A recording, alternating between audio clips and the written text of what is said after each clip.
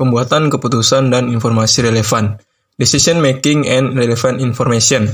Jadi di sini kita akan membahas salah satu materi penting dalam akuntansi biaya, yaitu tentang pengambilan keputusan. Oke?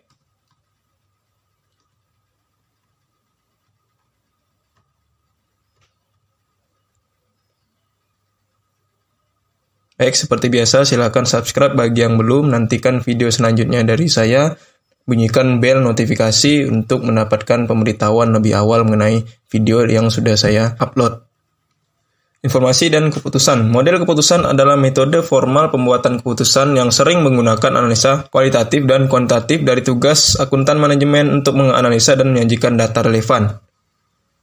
Reorganisasi akan menghapuskan semua penanganan bahan baku secara manual, sehingga dengan begitu membuat perusahaan dapat mengurangi biaya tenaga kerja langsung. Artinya, reorganisasi itu bisa membuat struktur organisasi berubah, kemudian bahan baku yang awalnya manual atau dikerjakan oleh manusia, sekarang sudah bisa dikerjakan oleh mesin atau robot. Otomatis dengan adanya seperti itu bisa mengurangi biaya tenaga kerja langsung ya. Pasti akan menghemat biaya, pasti akan membuat lebih efisien nantinya. Oke, ini contoh. Do not reorganize atau tanpa reorganisasi. Reorganisasi ya berarti dengan reorganisasi tadi ya. Nah, di sini di awal ini adalah contoh yang paling mudah. Kita lebih baik tanpa reorganisasi atau dengan reorganisasi. Lebih baik dengan reorganisasi. Kenapa? Karena dengan reorganisasi itu bisa membuat operating income atau laba operasi menjadi 1.680 ya. Sementara kalau yang tanpa reorganisasi itu adalah 1.610. Sehingga ada sebesar $70.000 selisihnya. Sangat besar ya. Karena kalau misalnya 10.000 kurs tukar dolar dengan rupiah itu berarti 700 juta perbedaannya. Nah, di sini bisa kita lihat bahwa lebih baik kita itu melakukan reorganisasi, bukan yang tanpa reorganisasi karena menghasilkan laba operasi yang lebih besar daripada tanpa reorganisasi. Terus kita bisa lihat bahwa di sini ada reorganization cost atau biaya merubah struktur organisasi itu. Nah, dengan reorganisasi itu ternyata membuat biayanya itu sebesar 90.000. Kalau tanpa reorganisasi otomatis tidak ada biayanya kan. Ini hanya berlaku ketika adanya reorganisasi. Kalau tanpa reorganisasi ya berarti dia itu tidak ada biayanya kan. Nah, kemudian di sini bisa kita lihat bahwa tanpa reorganisasi itu bisa kita lihat tenaga kerja langsungnya 640, sementara yang dengan reorganisasi itu adalah 480 ya. Oke, di situ ya perbedaannya ya, 640 dan 480. Bisa kita lihat di sini bahwa ya ternyata dengan reorganisasi itu bisa membuat biaya tenaga kerja pabriknya itu lebih rendah daripada yang tanpa reorganisasi. Ingat, reorganisasi di awal sudah dibilang bahwa dapat mengurangi penggunaan tenaga kerja langsung secara manual kan. Nah, di sini sudah terbukti bahwa ya, ketika menggunakan robot, ketika menggunakan mesin, tenaga kerja langsungnya itu dikurangi, membuat biaya tenaga kerja langsungnya juga akan berkurang ya. Jadi 640 dan ya di sini 480. Nah, inilah yang membuat dengan reorganisasi itu ternyata lebih menguntungkan daripada tanpa reorganisasi. Karena menghasilkan selisih keuntungannya itu sebesar $70.000 dan keuntungan atau laba operasi yang diperoleh itu adalah $1.680.000. Kuantitatif dan kualitatif. Kuantitatif itu adalah angka, pokoknya semuanya itu dinyatakan dalam angka. Kalau kualitatif itu adalah non-angka, sulit diukur dalam bentuk angka. Pokoknya kualitatif itu apapun yang bersifat bukan angka. Ya bisa moral, bisa pengabdian, bisa kerja keras, loyalitas, motivasi, ya kemudian juga yang lain-lain sebagainya. Huruf, simbol itu juga masuk ke kualitatif. Sementara kalau kuantitatif itu adalah angka, biaya, mata uang, ya pokoknya semua yang bisa diukur dalam angka. Itulah kuantitatif. Kalau kualitatif dia bukan angka.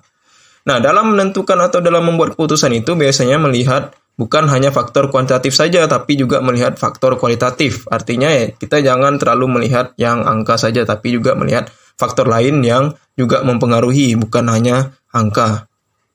Outsourcing dan fasilitas idle. Outsourcing itu adalah beli barang dari pemasok lain atau vendor lain. Kalau insourcing itu berarti bikin atau produksi sendiri.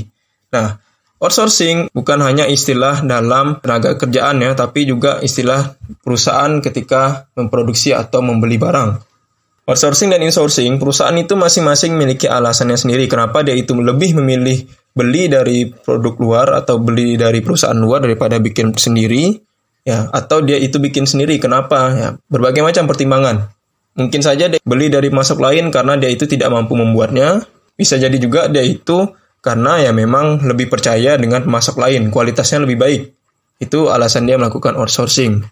Nah, kalau misalnya insourcing, kenapa bisa jadi juga dia itu lebih murah kalau bikin sendiri atau ada hal-hal lainnya kan? Makanya kalau di sini outsourcing dengan insourcing, masing-masing perusahaan memiliki pertimbangan tersendiri. Kenapa dia itu milih beli atau milih bikin sendiri?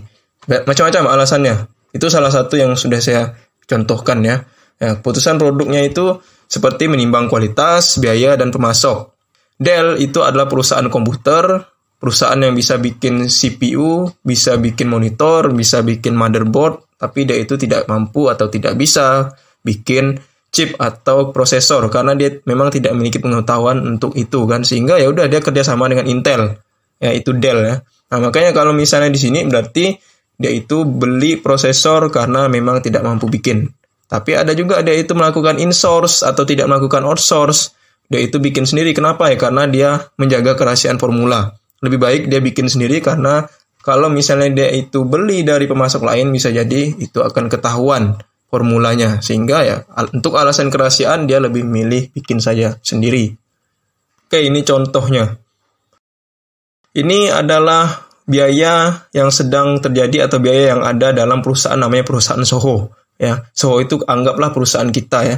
Membuat DVD player dan digital media receiver itu sebanyak 250.000 unit. Nah, ini biaya per unitnya, ini adalah totalnya. Totalnya adalah $18 juta untuk memproduksi 250.000 unit tadi ya. Kalau per unitnya itu adalah 72. Jadi 72 kalikan dengan 25 itu hasilnya adalah 18 juta ya. Ya, kemudian di sini ada namanya Broadfield. Broadfield itu adalah perusahaan lain, perusahaan sejenis, produsen DVD player juga. Tapi dia itu mampu menawarkan ke kita atau ke perusahaan Soho itu senilai $64 sebanyak 250.000 unit tadi. Nah, jadi kalau kita bikin sendiri ternyata biaya per unitnya adalah berapa? Oh, 72 ya. Biaya per unitnya adalah 72 kalau kita bikin sendiri. Nah, kalau misalnya kita itu beli dari Broadfield ternyata 64. Informasi seperti itu sebenarnya kita sudah bisa bayangkan bahwa lebih baik kita beli saja karena beli itu $64. Sementara kalau misalnya kita itu bikin sendiri adalah $72 untuk 250.000 unit tadi kan. Itu kalau misalnya kita melihat di awal saja. Tapi ingat, pertimbangkan yang merah ini atau yang garis panah merah ini kan. Sengaja saya tulis di sini, ini adalah biaya overhead pabrik tetap kan. Biaya overhead pabrik tetap itu dia sudah ada di awal, sudah dibebankan di awal, itu akan terjadi atau akan tetap ada baik produksi itu 0 atau produksinya itu berapapun. Nah, maka dari itu ini salah satu biaya yang sudah terjadi dahulu, sudah terjadi di awal, itu akan dibebankan sampai ke akhir tahun kan. Nah, makanya ini yang harus kita lihat. Ternyata ada biaya seperti ini. Berarti apa? Kita itu produksi atau tidak, biaya ini sudah terjadi kan. Nah, otomatis ya kita akan rugi kalau misalnya kita itu tetap beli. Ya, karena kalau kita tetap beli $64 kalikan 250 itu hasilnya adalah 16 juta. Sementara ini 3 juta ini tadi sudah saya bilang ini biaya di awal, biaya yang sudah berlalu, biaya yang ditetapkan memang sudah ada dari awal produksi ya. Sehingga 3 juta ini ketika di pertengahan atau ketika di akhir tahun sudah tidak ada lagi kan, sehingga ya 18 juta ini 3 juta yang berkurang berarti kan menjadi 15 juta. Sementara kalau kita itu beli dari si Broadfield tadi $64, 64 kalikan 250.000 itu hasilnya adalah 16 juta kan. Lebih mahal kan 16 juta kalau kita bikin sendiri hanya 15 juta. Nah, ingat tadi saya bilang alasannya ya karena ada biaya overhead tetap ini. Biaya overhead tetap ini sudah dibebankan di awal sehingga ketika di pertengahan atau di akhir itu sudah tidak ada lagi. Itu bisa dibilang adalah salah satu kapasitas yang menganggur kan atau yang tidak terpakai. Sayang. Jadi karena biaya ini sudah ada di awal, sudah dibebankan, ya lebih baik ya udah kita pakai aja. Nah, sehingga di awal itu memang ada 3 juta, tapi ketika di pertengahan atau di akhir itu sudah tidak ada lagi sehingga simulasinya akan menjadi seperti ini. 15 juta. Sementara kalau misalnya kita itu 250.000 dikalikan 64 itu 16 juta kalau beli buy ya. Kalau kita beli. Sementara kalau kita buat itu 9 juta, 2.500.000, 1.500.000, dan 2 juta. Hasilnya adalah 15 juta. Nah, semua komponen ini sama dengan yang 9, 2,5, 1,5, dan 2 juta. Bedanya hanya tidak ada 3 juta. Yang tadi saya bilang, biaya ini sudah dibebankan di awal. Sehingga ketika sekarang sudah tidak ada lagi kan. Hanya 15 juta aja. Oke, kita kalau misalnya bagi dengan 250.000 unit tadi, 15 dibagi 250 itu hasilnya adalah $60. Sementara kalau misalnya yang 16 juta itu dibagikan 250 ya tetap 64 kan. Ternyata di sini kalau kita itu buat sendiri hanya $60 aja, sementara kalau beli $64 kan, selisihnya ada $4. Kemudian juga kalau $4 dikalikan 250.000 itu hasilnya adalah 1 juta. Seandainya rupiah itu 10.000 berarti 1 juta dikalikan dengan 10.000 berarti 1 miliar. Gara-gara kita itu ya cuman beli dan buat saja kan. Nah, di sini sudah kelihatan bahwa ya keputusan beli dan buat itu salah satu keputusan penting karena ya memang akan mempengaruhi profitabilitas atau biaya yang akan terjadi di perusahaan kan. Ya, di sini selisihnya adalah $1 juta ya, 15 dan 16 ya, 1 juta. Di sini selisihnya adalah $4, 60 dan 64. Ya, 15 bagi 250, 16 bagikan 250. $4 ya, di sini adalah 1 juta. Sama. Jadi, 4 kalikan 250.000 hasilnya 1 juta. Di sini juga 15 dengan 16 juga 1 juta selisihnya. Inilah salah satu keputusan beli dan buat. Jadi, lebih baik kita itu bikin saja. Karena ya memang lebih murah kalau kita bikin sendiri. Ingat, ini keputusan untuk beli atau buat. Jadi keputusan beli buat itu bisa mempengaruhi profitabilitas, bisa mempengaruhi biaya yang akan dikenakan nantinya. Padahal hanya keputusan beli dan buat kan. Tapi keputusan ini sangat mempengaruhi biaya yang akan kita keluarkan. Di sini sudah bisa kita lihat ya. Jelas. $1 juta ya, seandainya saja lah $1 itu adalah 10.000, ya ini 1 miliar biaya yang bisa dikurangi karena hanya satu item biaya saja. Bayangkan kalau misalnya ada biaya-biaya yang lain kan, bisa membuat perusahaan lebih hemat, lebih efisien lagi dalam biaya. Ini salah satu hal yang perlu pertimbangkan, perlu kita perhatikan ya. Jadi jangan hanya melihat secara kasar saja, tapi lihat komponen biayanya apa-apa saja yang ada di situ. Kemudian pertimbangkan apa dampaknya terhadap perusahaan nantinya. Faktor strategi dan kualitatif. Memang sih kalau kita itu melihat yang tadi kuantitatif atau angka memang sih lebih murah kalau kita itu bikin daripada beli. Tapi kita juga harus mempertimbangkan faktor yang lain kan. Nah, di sini kualitasnya bagaimana, terus juga kehandalannya, desainnya. Ya bisa jadi memang kalau Soho itu bikin sendiri, tapi ternyata dia itu merasakan bahwa kualitas kalau bikin sendiri itu tidak sebagus dari yang broadfield. Kemudian juga desainnya juga lebih bagus yang broadfield. Ya, misalnya seperti itu kan. Jadi memang keahlian broadfield itu lebih baik daripada si Soho. Makanya ya di situ bisa saja membuat Soho itu atau perusahaan kita tetap akan beli dari si broadfield.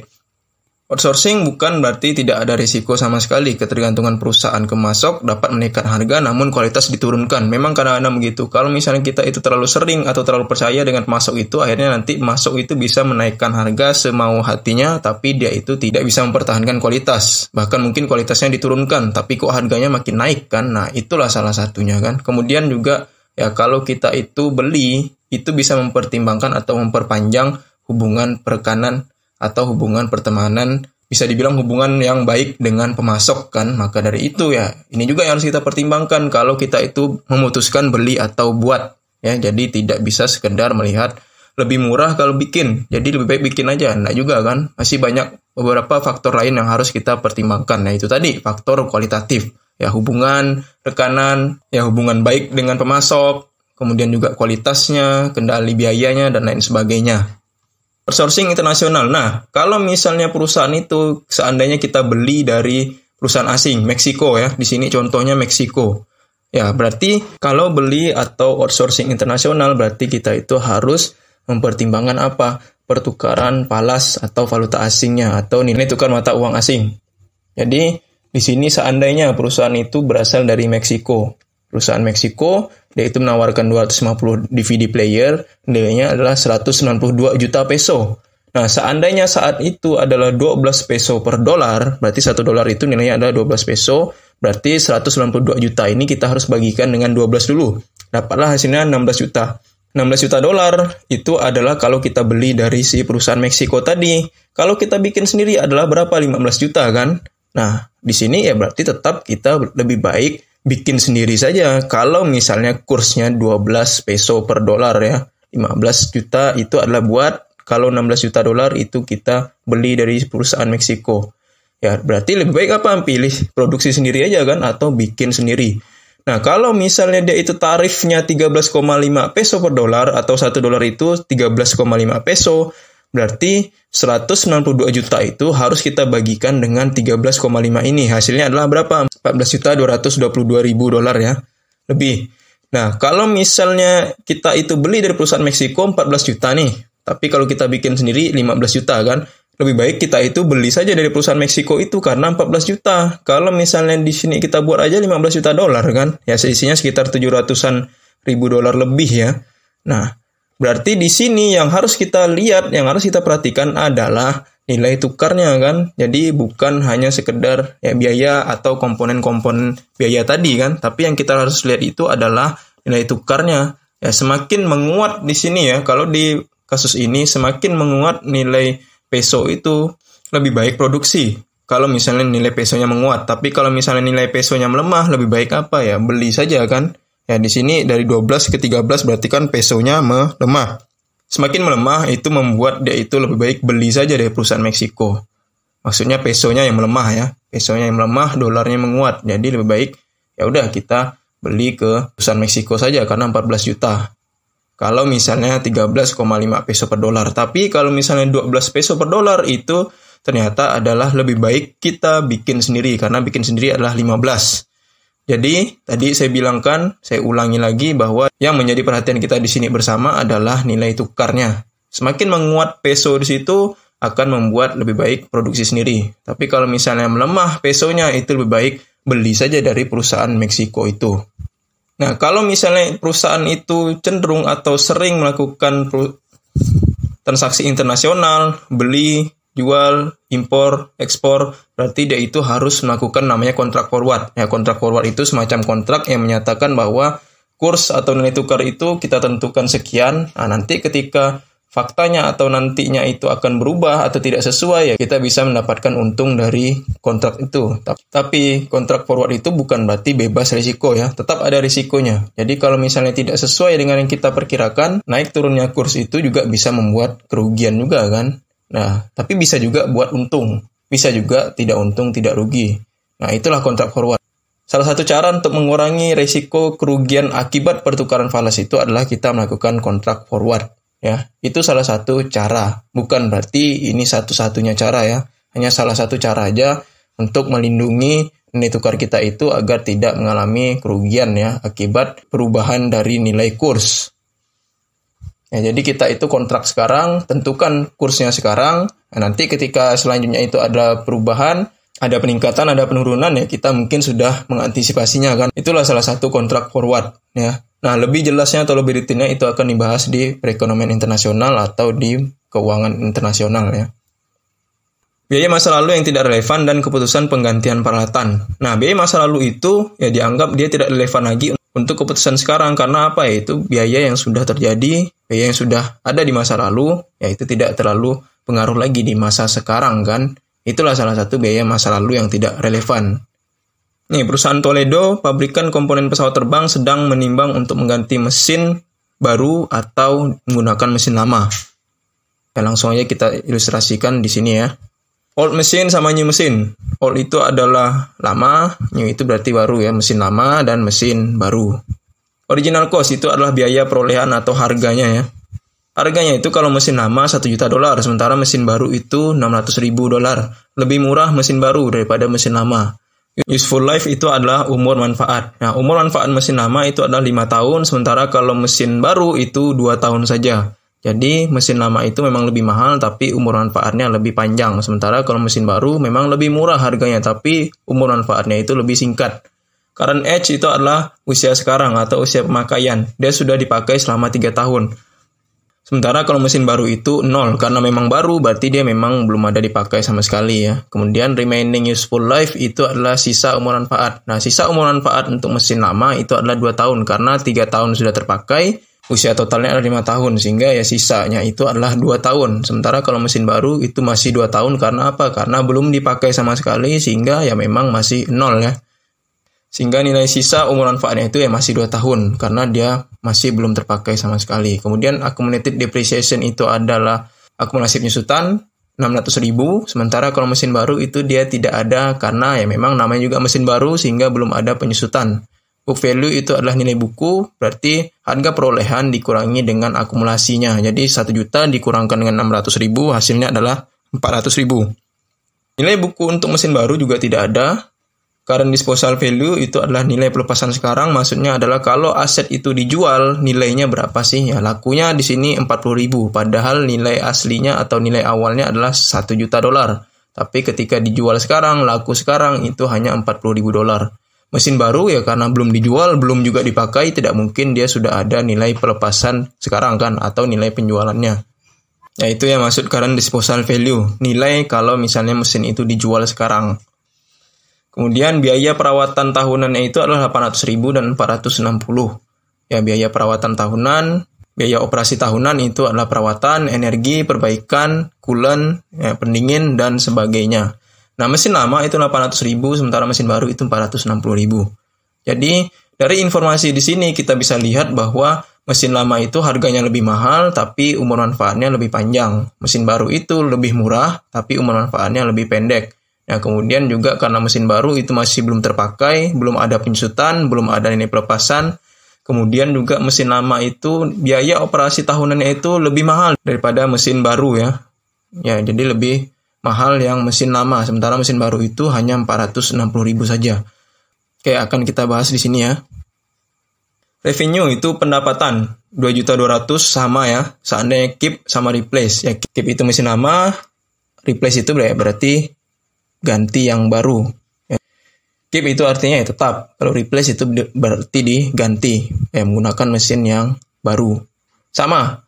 Nah, kemudian di sini cash operating cost itu 800.000 dan 460. 800.000 itu adalah biaya perawatan tahunan untuk mesin lama. Kalau mesin baru itu adalah 460.000 kan.